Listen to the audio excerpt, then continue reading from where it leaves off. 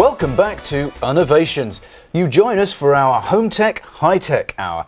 Now, I don't know about you, Beverly, but I don't particularly class myself as a suspicious person. But sometimes it's natural for a person to have suspicions.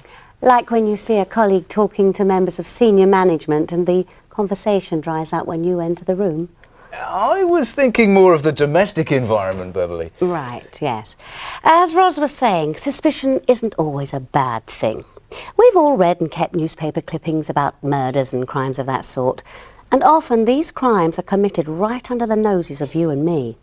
Remember, every killer is someone's neighbour, unless they live in a big detached property or on a boat, and it's up to us to make sure that they don't get away with it. Remember that man who killed his wife and kids and said that they'd moved away? His neighbours must have been suspicious, but didn't get round to telling anyone.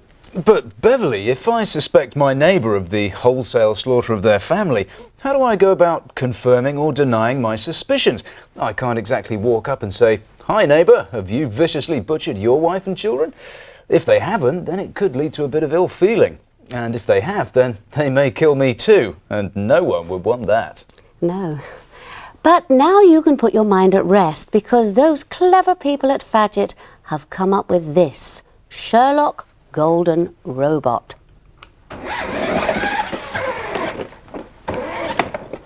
All you have to do is guide the robot to your neighbour's door using this remote control.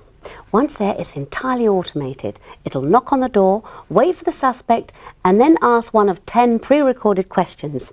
Let me demonstrate. Did you murder your wife? Did you lose it in a drunken haze? Have you done bad things to your family?